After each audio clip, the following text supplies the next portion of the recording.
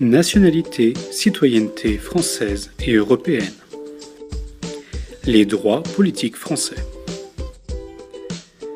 La nation est une communauté humaine qui partage une même culture et affirme sa volonté de vivre ensemble.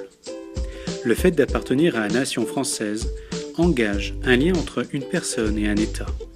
Chaque année, la nation incorpore de nouvelles personnes sous certaines conditions.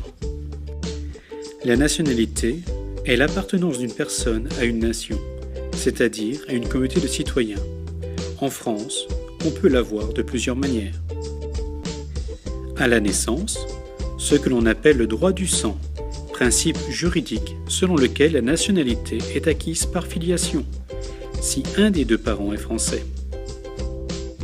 À 18 ans, pour un enfant né sur le sol français de parents étrangers, ce que l'on appelle le droit du sol, principe juridique selon lequel la nationalité est déterminée par le lieu de naissance de l'individu.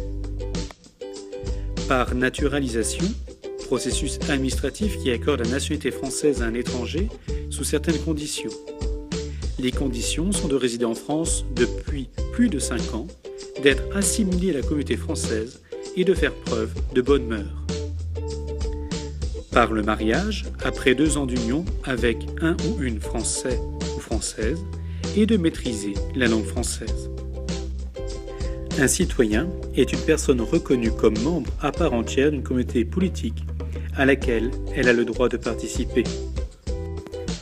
La nationalité française permet d'être citoyen et de bénéficier de droits politiques. Tout citoyen français a le droit à sa majorité, donc à 18 ans, de vote, d'éligibilité, de participer via le référendum à l'élaboration d'un projet de loi. Il a des droits, mais aussi le devoir de respecter les lois.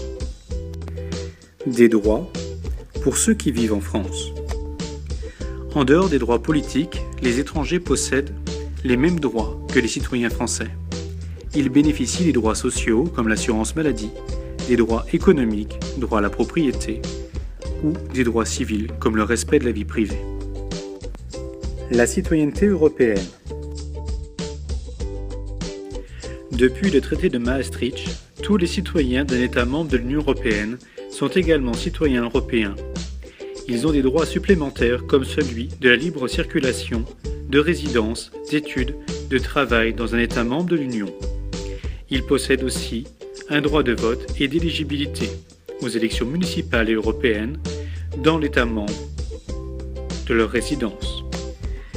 Ils peuvent avoir recours à une protection diplomatique à l'étranger, alerter le Parlement grâce au droit de pétition, demander à un médiateur européen d'arbitrer un litige avec les institutions européennes et, sous certaines conditions, accéder à certaines fonctions publiques nationales. Les différents modes de scrutin. Le scrutin uninominal est le vote des électeurs pour un candidat unique, comme le président de la République ou les députés. Le scrutin par liste est le vote des électeurs pour une liste de candidats, comme les conseillers généraux ou municipaux.